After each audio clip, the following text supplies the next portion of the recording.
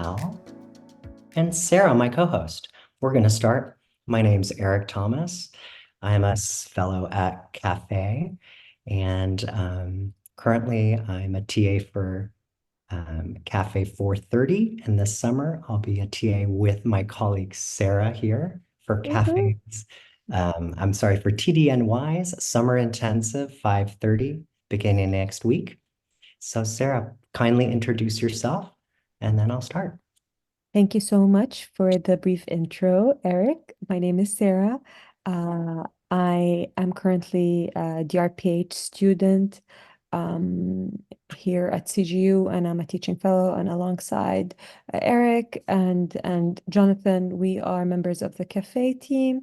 And without further ado, Eric, let's start your beautiful webinar.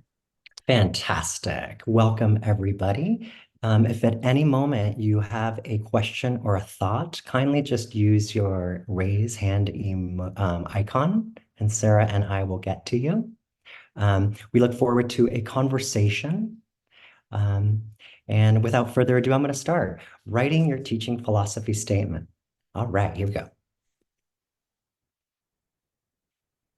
So the objectives of today's presentation are: one, to learn the essential components of a teaching philosophy statement covering beliefs, methods, assessments, and professional development.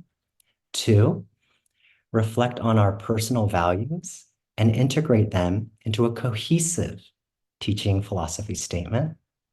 Three, gain practical tips, beliefs, clearly and using evident effectively. And four, understand how to showcase teaching strategies, assesses students, and fosters continuous improvement as an educator. Okay, fantastic. We're going to watch a short 4-minute video done by a former PFF fellow, Liz Cardenas, who is now Dr. Liz. It's a 4-minute video that will really go over what is a teaching philosophy statement and why do we do it. Okay, take notes if you can. It's only 4 minutes. Okay.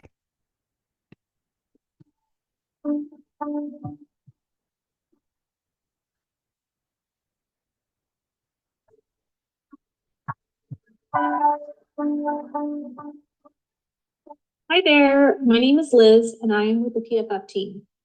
In this short video, I will provide an overview of the teaching philosophy statement and share some additional resources that can help you craft, develop, and refine your teaching philosophy statement no matter where you are in the process. I will first briefly talk about what is a teaching philosophy statement. The teaching philosophy statement is a document that articulates who you are as a teacher, scholar, and leader. It is also an opportunity for you to share your values, beliefs, and goals that underpin your approach to facilitating and assessing learning. It also highlights ways for you to engage in your continuous development. So you may be wondering, why make a teaching philosophy statement that we also call a TPS for short? To start, it's a great way to articulate your values, your beliefs, goals, and methods as a teacher. It can also help you. It can also be helpful to have a guiding document to stand firm and advocate for good teaching practice. It's also a great way to share with students and others as part of your inclusive and transparent teaching process so that they understand your perspectives and practices. You can also use this as a ready-to-use document where you can modify it as needed for specific applications and promotions. And it's also a very useful way to reflect on your values, your beliefs, and goals, as well as your approach to teaching and learning, so that you can express yourself effectively and succinctly in responding to interview questions. So the next question you may ask yourself is, what does the TPS typically look like? Typically, it is about 1 to 2 pages, single space, and it is written in the first person. As mentioned, A TPS is a reflective document, and it is a way to express your position about teaching and learning. And this is supported with examples from practice that includes explanations or commentary on your teaching practice. You might also be wondering, so where can I get more help? Within the PFF website, you will find several great resources. If you would like to know what should be included in the teaching philosophy statement, I recommend you check out the TPS checklist, which will help you refine and structure your ideas. If you would like more comprehensive resources about the teaching philosophy statement, please check out the teaching philosophy statement workbook, where you could find more information and more resources explaining what a teaching philosophy statement is, different ways to articulate your values and approach to teaching, and also provide guidance in the writing process. This workbook could also help you review and reflect and gather ideas for your teaching philosophy statement, engage in the planning and writing process, develop a metaphor to accompany your teaching philosophy statement, and organize and compose your draft. If you would like to talk to someone about crafting your teaching philosophy statement, please don't hesitate to make an appointment with a PFF team member to brainstorm your ideas, review your reflections as you shape your TPS, and also get feedback on your TPS drafts. I hope this video was helpful, and I wish you the best of luck in your writing journey. And the Preparing Future Faculty team is excited to assist you. I'm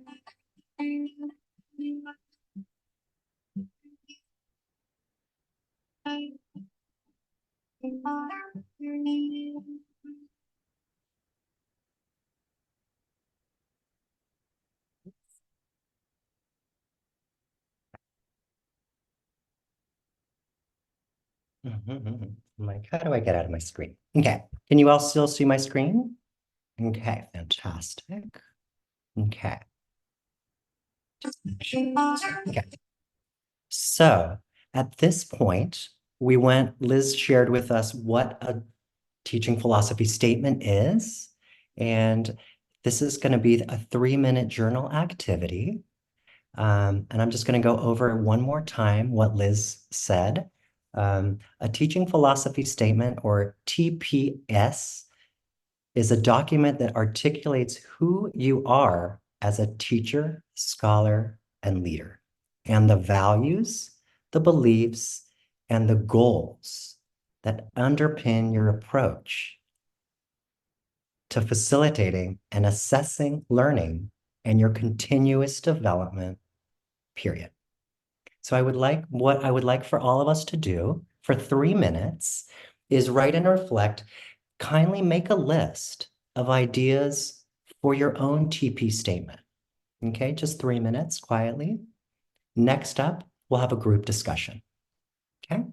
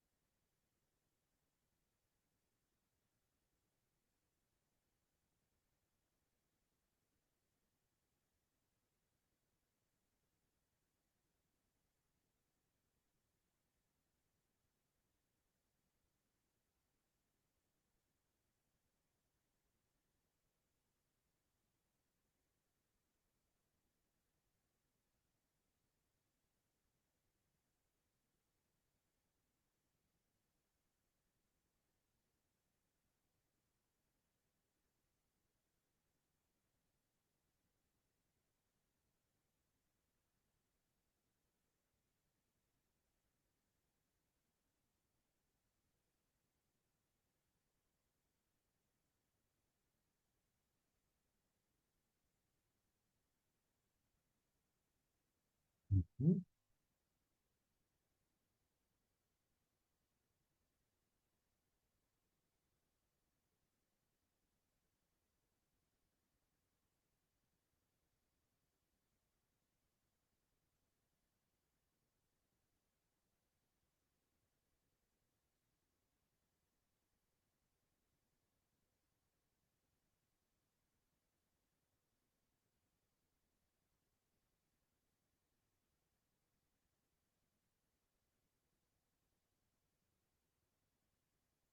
Cool. Just wrap up your thoughts. And we will move on to our group discussion. Okay.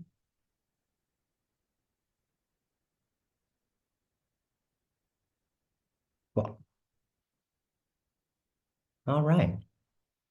So at this point, I would like to open the floor up to our guests, who's ever here.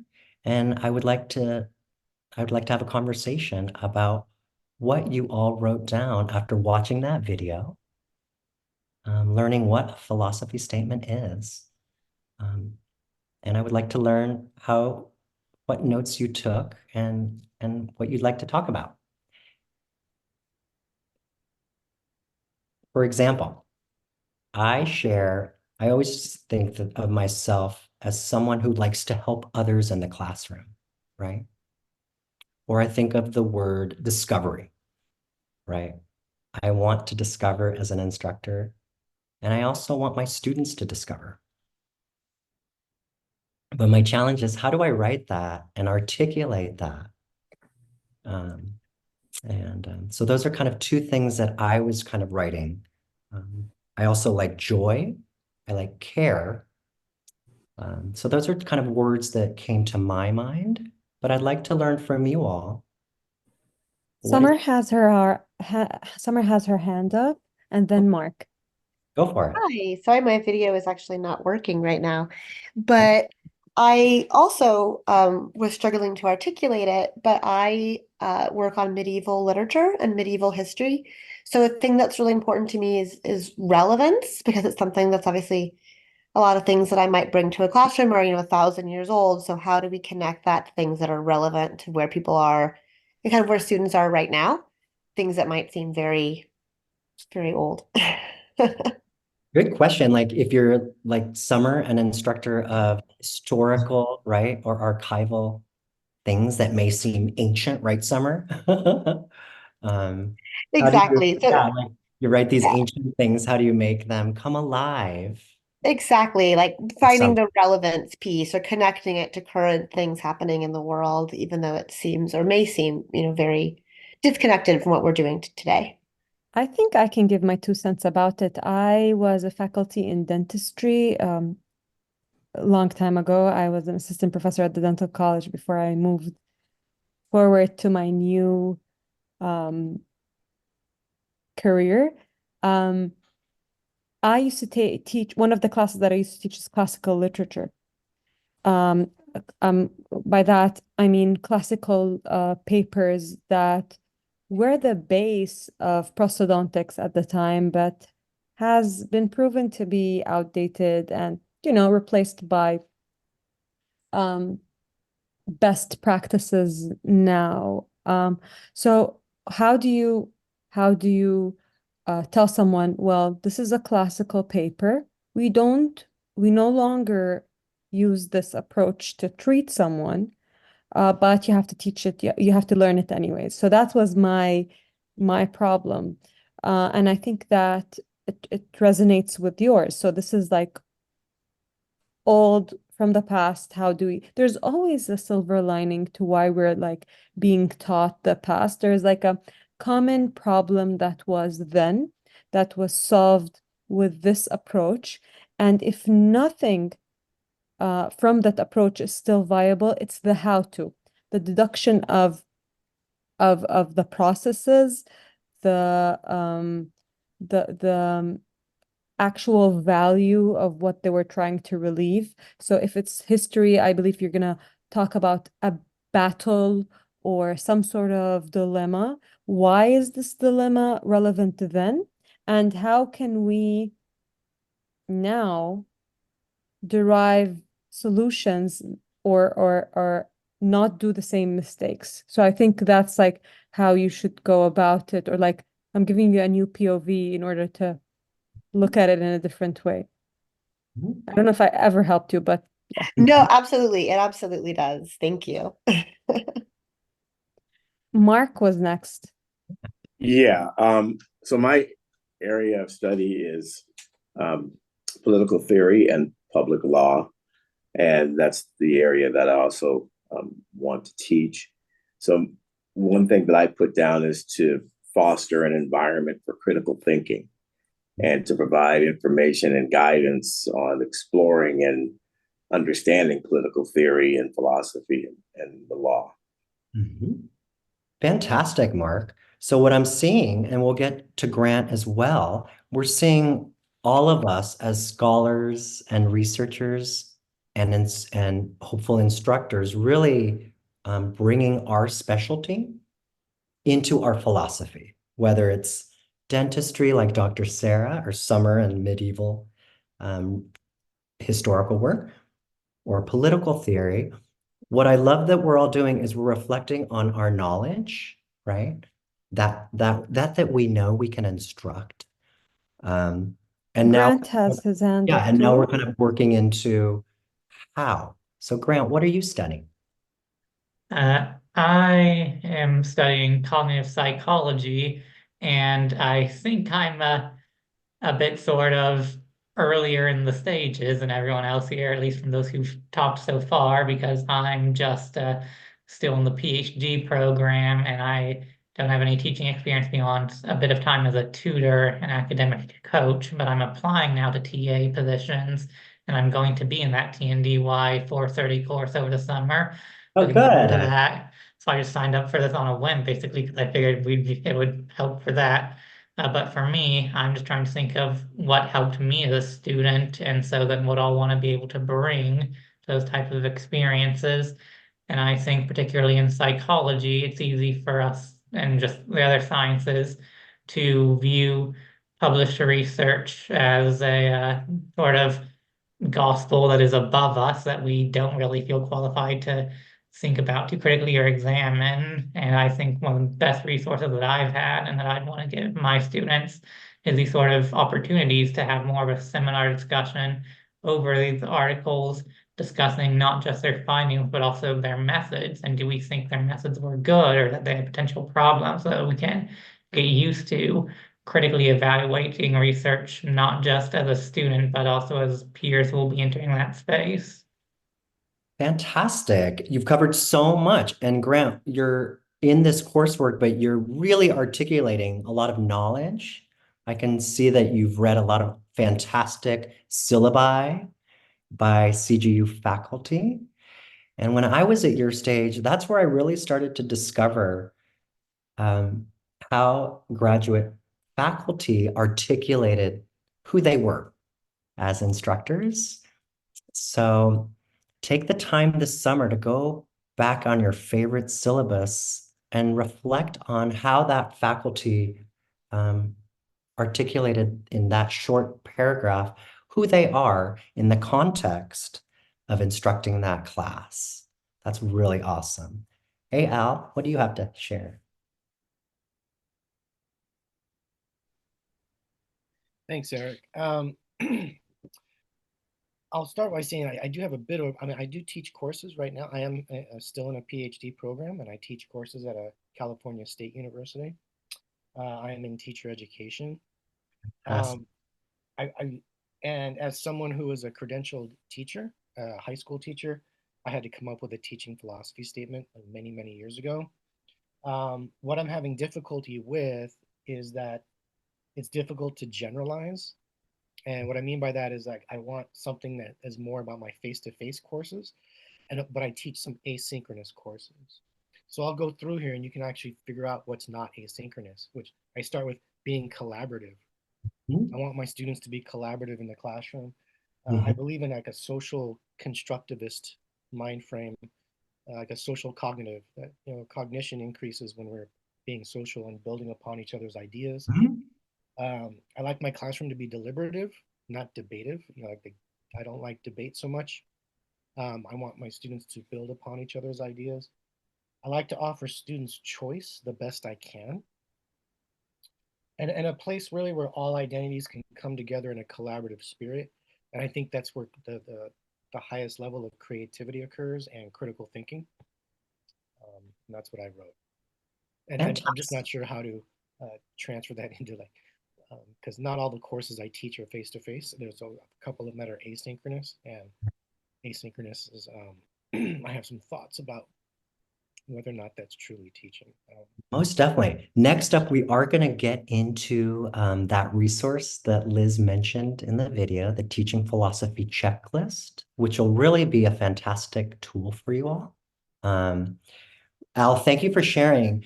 Al has lots of instruction and experience, and he's really, he mentioned one feature that I think is really important, which is that social component, right? That also, Eric, yes. Yeah. I want to tell Al Yes. that we have in cafe we have done a webinar before about active learning, and we are actually offering help to teachers like you in order to make sure that you can transfer those face-to-face collaboration efforts into an online practice by using tools that are widely available, and by transformation of your assignments in order for your audience to work with each other, whether it was a Jamboard, whether it was a Mentimeter application, whether it was there are really plenty of tools that try to mimic, let's say mimic the natural collaboration that you can have face to face. So I think that your vision can come true in asynchronous. It just needs a little bit of tweaking. Not the same as like human face-to-face interaction, but we've learned a lot from COVID when we were suddenly put into this space. And at the beginning, it was very depressing and we didn't know how to collaborate. But then we have some tools now, years after COVID, that are widely available that can, to an extent, with the use of a very skillful academic like yourself, make the ambience of your asynchronous course still collaborative. Mhm. And we can reshare those webinars with you. You'll find them on the YouTube channel of our under our Centers of Academic and Faculty Excellence. There are plenty about active learning, and they will solve the piece of I think it's just a missing punctuation, and then everything's gonna just tie together for you. You'll know the how. Thank you, Sarah. Does Janice want to chime in or? Hi, Janice. Oh, you're on mute. Sorry, I was on mute. Yeah, no, I'm kind of reviewing mine because I wrote it like a while ago, and so I look at things like curiosity because I think it's really necessary to try to instill that in your students. And also I teach the adult Bible study at my church because I'm in the religious studies department. I'm doing a PhD. And I really have learned from them, number one, that so many adults do not have reading aloud skills. So there is an offshoot of what I'm actually content of what I'm teaching into other areas that you can see that your students have needs. And so I force them to do that reading, and it's amazing to see the progress. And then also just that we go around the Zoom screen, and it might be kind of what Sarah's talking about, but maybe in a little more simplistic sense, because I don't have those technical skills of teaching a formal class, but just the idea that you have to allow all the students a chance to contribute, and some of them are less likely. So by going around the Zoom screen and calling on their names gives them that permission in a way to say, now we want to hear from you. So in that intersectionality kind of idea of really hearing all the voices, because we can learn from all of them. Absolutely. Absolutely. Well said. And especially for a lot of us who instruct, like you all mentioned, for different audiences, having a philosophy can be really important as we all are evolving and learning new things. So I am going to move it on to the teaching philosophy checklist, and we will continue to have a little talk. But this resource I really just want to show you. Okay. So as the video said, it's what should be mentioned, what should be included in your teaching philosophy statement. This document is on our website, but I'm going to open it. It's a checklist of just 10 items. So kind of like a recipe, like kind of like a recipe book. Let's see. Oh no, I want it open. Why won't it open? I really want to open it. Hold on. There we go, guys. So can you see my screen? Yes? Yeah. Okay. Yes? It's Okay. really small. Really, really small. Yeah. Okay, hold on. I can do this. Accessibility mode.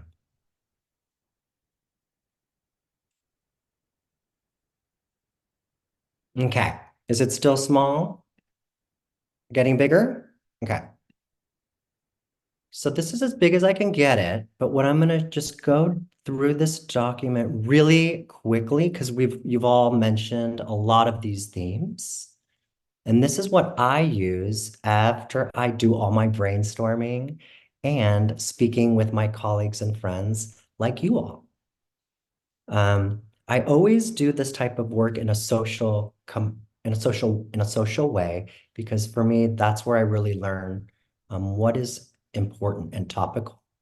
Okay, so here's the checklist.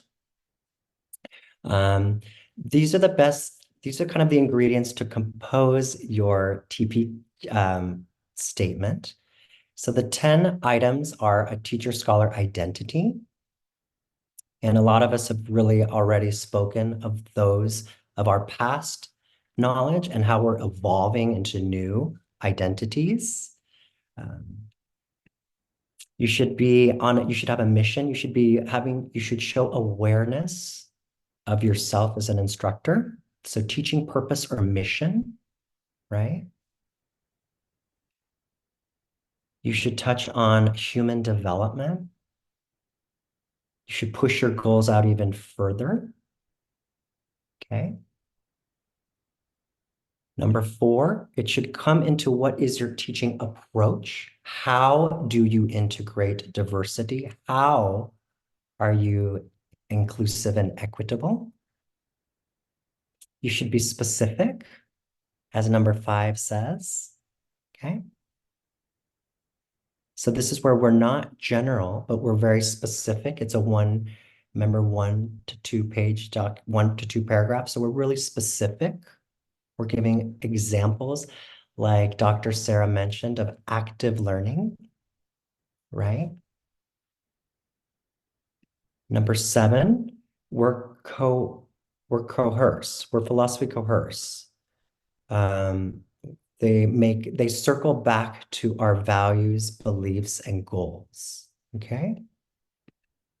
Number 9, it's organized. There's a structure. Okay. It's easy for the student to read your philosophy on the syllabus. Okay. You have, again, examples. And finally, mechanics and style. It's very clear communication, like on a syllabus. There's not a lot of jargon. You're being as clear as you can to your student about how you're teaching, why you're teaching, okay, and what they're going to learn out of the class and how you see yourself, okay? Who am I? I often say I am a facilitator. I am here to help us all learn, okay? And that's part of the jargon and style. You have to be very clear about what you're doing, how we're doing it, and who you are. Okay. So this is a very simple checklist that's on our website called the Teaching Philosophy Statement Checklist, which was also mentioned in the video by Liz. Okay, I'm gonna just stop and see if there's anything in the chat. Did I miss anything? Thank you, Sarah. Sarah's amazing. Okay, we have lots of resources. Okay, good. Fantastic. Okay. So I'm going to go into the workbook as well that is also on our website. And after that, we can have a more group discussion, okay? This is also available on our website. So remember in the video, the workbook, the TP workbook, will offer more resources about the teaching philosophy statement. Okay, so when you finish those 10 things and are going, I need more resources, this is where this will help. Okay. Okay, so this is a very robust, plump document. Okay. Let's see.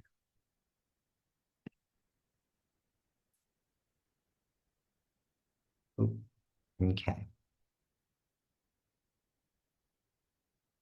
So I'm only going to go over the contents because it is a almost 45-page workbook, okay? Okay. What I love about this workbook is it's literally a guide to successfully composing a document with examples, okay? So it teaches you how to use the simple workbook. It gives you checklists, an overview. It's like a rubric. It gives you definitions. It gives you frameworks.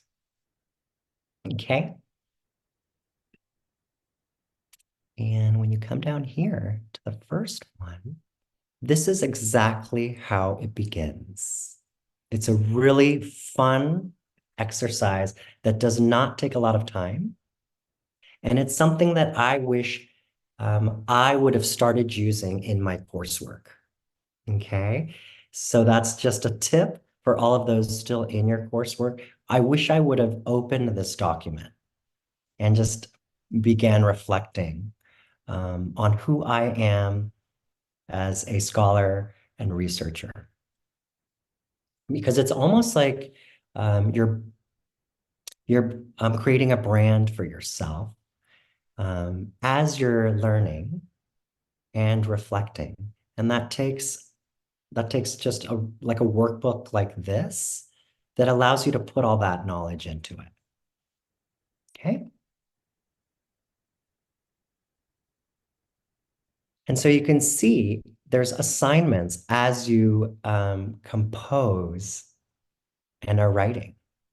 Okay. Where you can circle back and say, hey, Eric, did I include the proper language? If I'm sending this to a community college, do I know the student population? Have I circled back?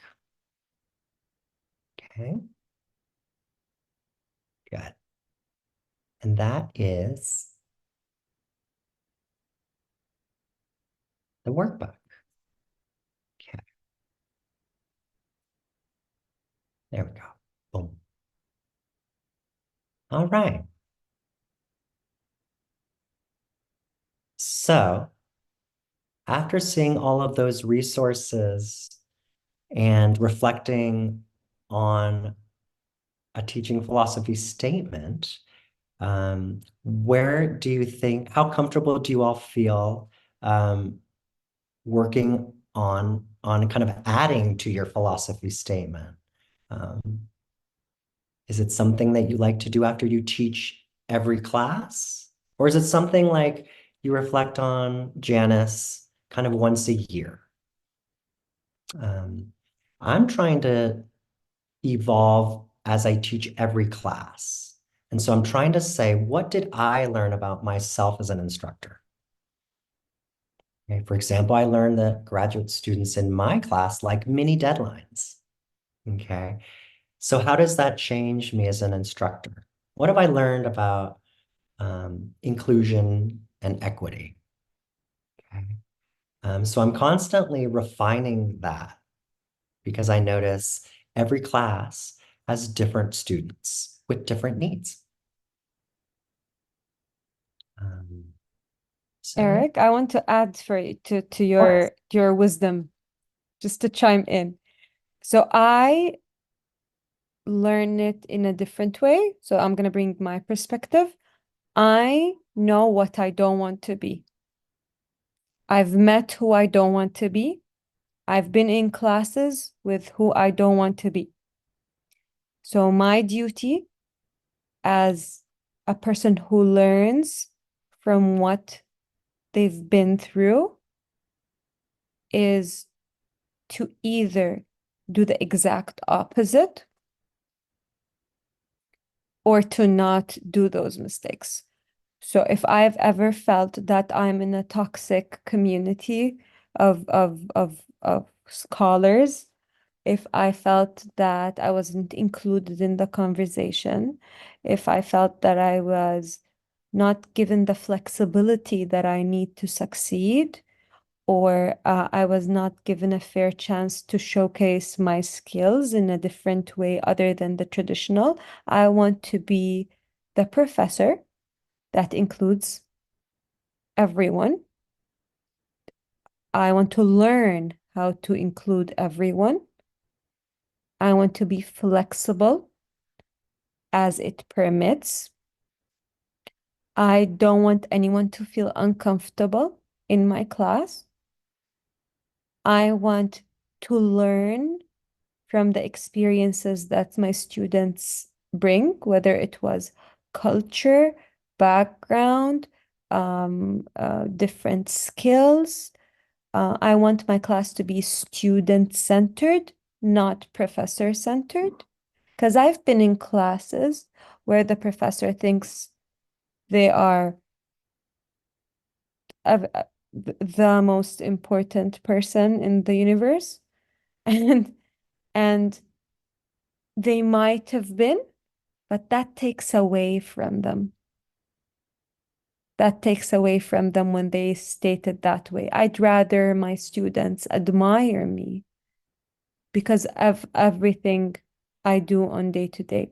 So that's another perspective. If you do not know what you want to be, put down what you don't want to be. What are the values in your teaching philosophy that do not belong in your roster?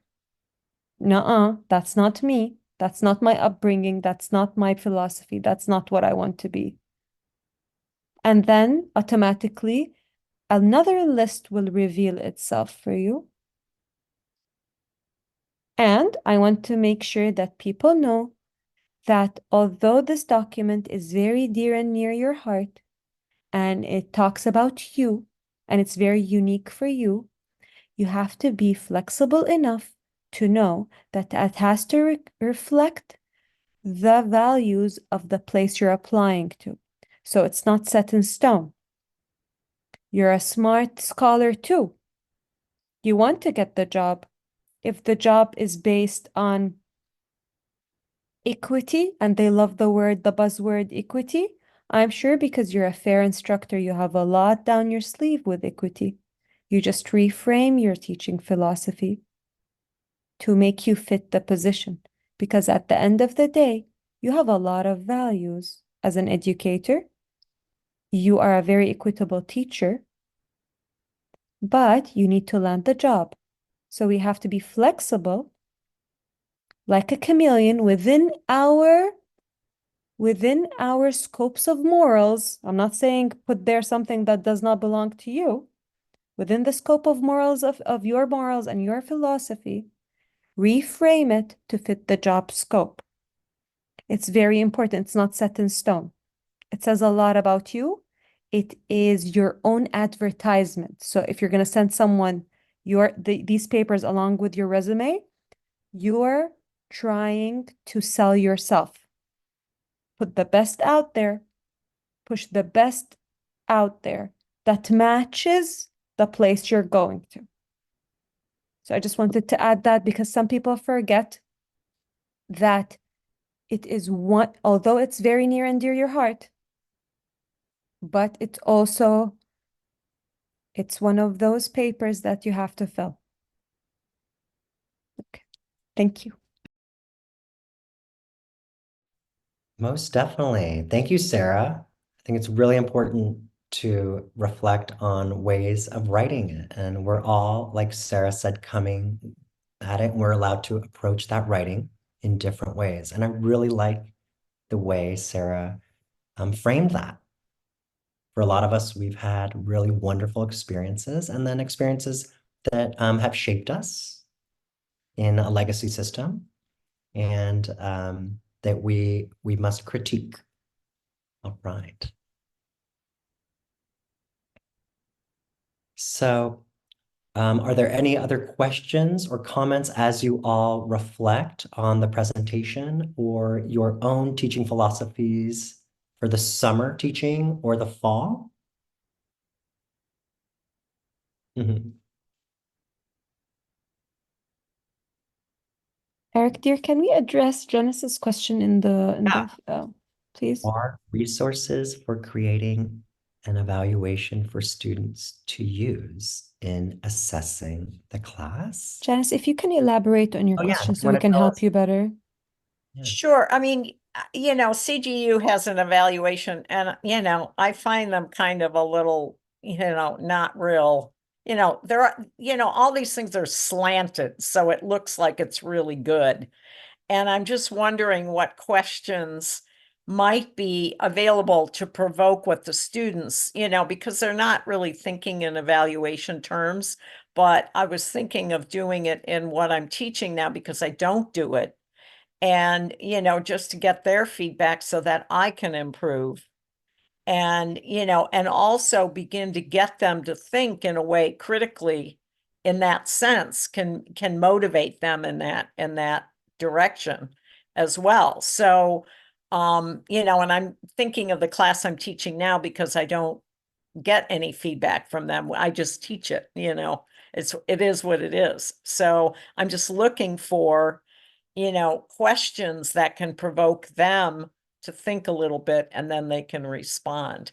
And then once they get used to doing that, they'll, those questions just arise automatically.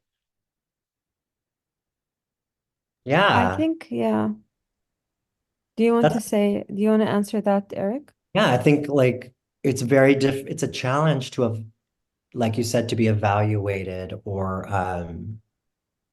to seek like feedback that's anonymous. That's Um, important.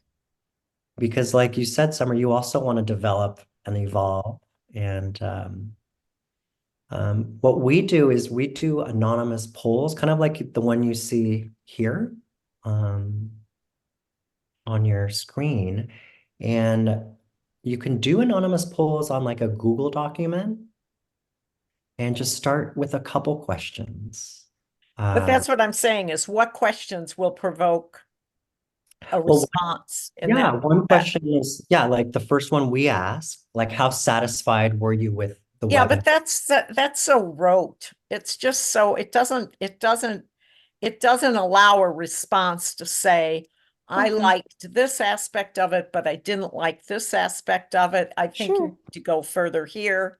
Obviously you have the comments, but just to provoke those questions, You can keep them open-ended. So basically, Yeah. I would do because you have very specific questions that you want to answer. I feel that. And we can always work with you in the center to help you do that.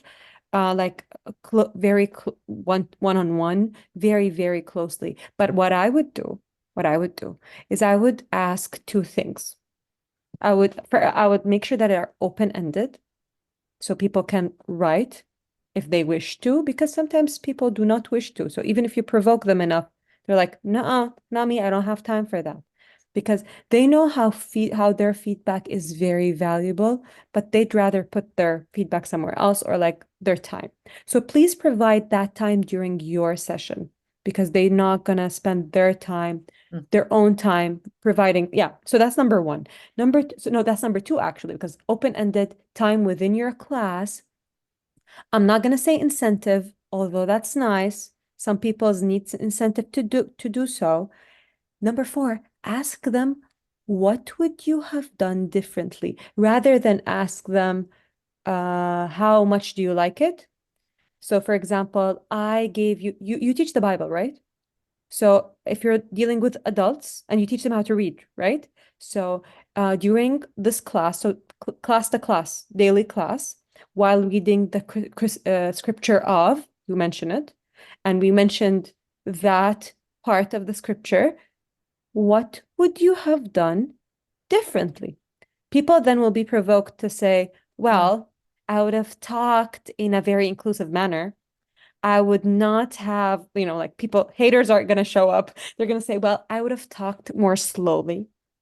I would have used a different tone. Or you'll say, like, you'll hear stuff like, I wouldn't have exceeded the time, by the way. or you would hear people that I would have talked in a different tone so people won't like feel bored, or I would have talked more about heavens than about hell because that's not nice. Like whatever. You know, maybe that's what you need.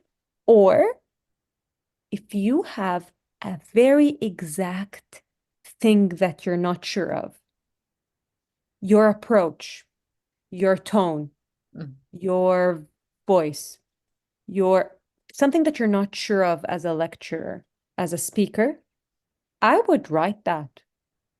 I would ask it clearly because that's what you're looking for. I mean, it needs some reflection with yourself, Janice, before writing their questions because it's the outcomes. I can ask them to judge my outfit, but does it really do anything to the scope of work that I'm giving? Nothing. But maybe when I was talking about the heavens, I provoked someone. Was that provocative? Is it sensitive? Is this a sensitive topic? Something like that, But we can work closely with you.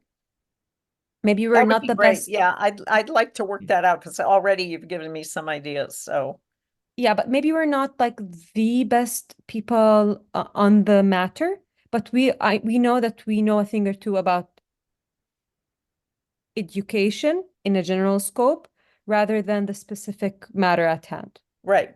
No, that's what I'm looking for is just what are the general questions, formatting, tone, voice, content, whatever, that sort of thing to see if it's giving them something valuable that they can take And with. the sensitivity, Janice, as well. You're talking about religion. Yeah. Yeah, it's a sensitive topic anyways. And sometimes when we talk in detail about heavens and hells and sinners and good doers, good doers. Okay, it's sometimes sensitive because it's a sensitive topic. So yeah, you should also gather the sensitivity because maybe you're too deep. You're not really you don't want people leaving your class triggered because then they're not going to come to your class. And like as a biblical study teacher, you don't want people to not come to your class. No, and I want more people to come. Exactly. Shannon had her hand up. Very well said, both of you. Thank you both. Thank you. Yeah. Hi. I'm so sorry that I came late. But I feel like what Janice was asking, I'm kind of seeking and searching for the opposite, where I know I have what comes off as maybe aggressive or too forward personality. And I know my delivery is very curt and and not everyone is built to handle that. And I'm also the type of person who is not built to coddle people who can't handle that. I love to teach. I love to engage in these type of discussions in these circles. And I'm not a person that can be handled with kid gloves. You know, you need to be sharp, quick-witted, and you can't be afraid of pushback. And I just don't have it in me to be like kowtowing and bowing to like organizations, and let alone kids who cannot handle that. So with that being said, I understand I'm at a catch 2022. Like, because as Janice said, you know, you want people to come to your class, but also at the same time, uh for the information that I have to give and for the topics in which I discuss, it really, at least for me, I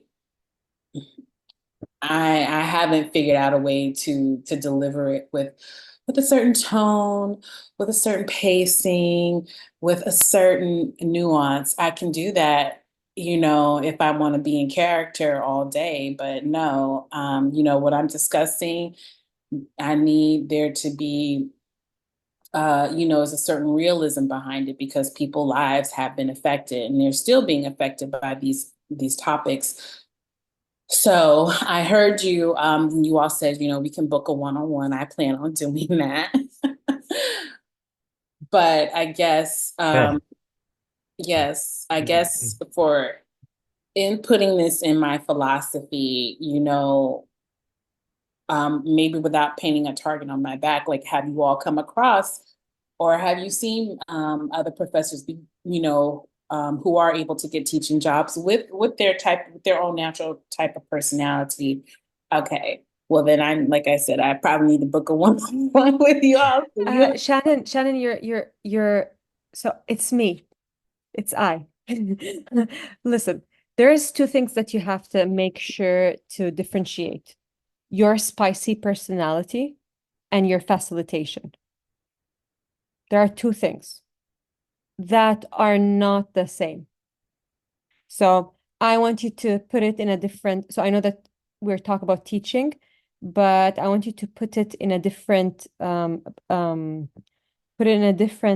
career, and maybe it will show you what I mean. So if you're gonna put a spicy, I'm gonna call it spicy because that's what I call myself, a spicy personality dermatologist. Okay, and their job as being a dermatologist. I will not appreciate a dermatologist telling me that I don't know how to wash my face and I'm a failure because I'm supposed to do it because they're spicy and they're angry and they're angry for me, for my face. I understand, but I would not really like that. Okay? Because I'm going to a dermatologist to get my face fixed. I could have stayed home, you know, I could have stayed home with all my acne and everything. Okay? But I chose to go there. So I'm doing like a step forward, the same way that people are coming to your class to learn. Your spicy personality has nothing to do with the facilitation. So that's, you're going to facilitate your class perfectly. Perfectly. Not in character, in your character. Your spicy character knows how to give a lecture, knows how to include everyone, because they'll be angry on you'll be angry on yourself if you're not be able to include everyone. You're going to try your best to engage people because you like this confrontation. You like this give or take. You like this vibrancy. You like the class to be on fire. Okay? It's not debates. You want people to engage with you. You do not want to be speaking to no one. So you're going to learn the tools that will let your audience listen to you without getting out of your respectful facilitation boundary. No one can tell you anything because you're passionate, because you're spicy, because you like you like your career and you like a vibrant class. Because you're gonna learn how to facilitate your class. Maybe we can do a teaching observation for you. Okay, that's what we do in our 101s. We can have like a teaching observation. We can see your teaching observation, and you can still be you. You is a perfect person. You just need to pick and choose what you shows in the conversation.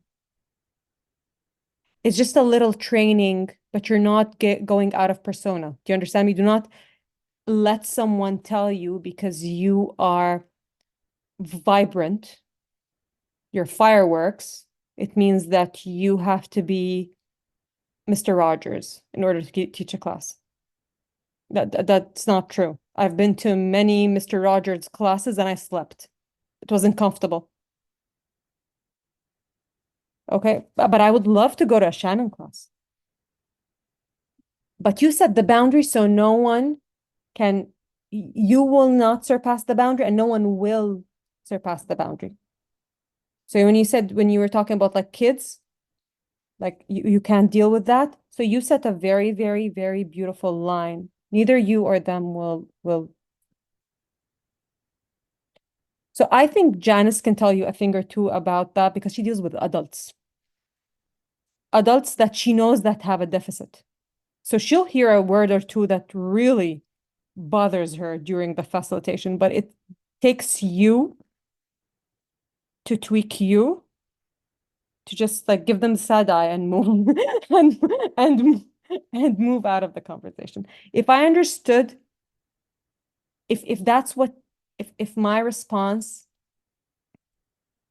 is tackling what you just said, please let me know. If I'm missing some piece as well, let me know. Maybe I interpret it differently, but that's me doing reflection on me. So Shannon, we're the same person. So nice. Yeah. Do you want to respond, Shannon? Thank you, Sarah. That was really thoughtful. Yes, thank you so much for your response, Sarah. And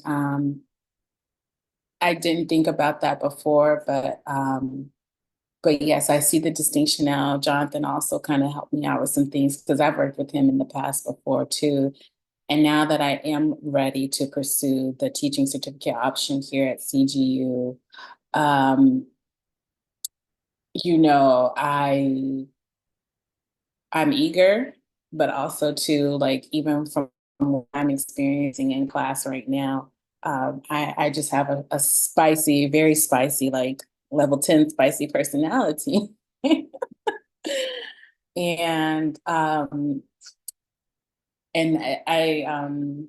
so yes, so I just I'm excited and eager and looking forward to it. So thank you so much for your help in reframing that for me. And I'm gonna be quiet now in case anyone else wants to say. Oh, We are all team spicy. Even Eric is team spicy. yes. He doesn't look at his team I am spicy too. I'm so thankful all of us had the opportunity to share, and we can see how this is just not, it's a complicated assignment for all of us. When we want to, like all of us have shared, we want to bring who we are into the classroom. And I'm really proud of us for talking about the tough things that we want to talk about. We want to be seen as who we are as instructors. And I'm challenging myself, Shannon. Now I want to, pepper my teaching philosophy statement up. Because that is part of growing and evolving, is ensuring that you are seeing your students. And I just don't want to come off flat when my students are not. And I really thank all of you, Janice, Shannon, Grant, really for challenging and discussing and critiquing how to write a teaching statement, for whom, how do you get the data, qualitative, quantitative, and I want to really thank my co-host, Dr. Sarah in the corner. Thank you for sharing your experience. And thank you, Jonathan Aragon in the corner there. And thank you so much. And we look forward to seeing you all at our next webinar and one-on-ones this summer. Take advantage of us. We'll be here.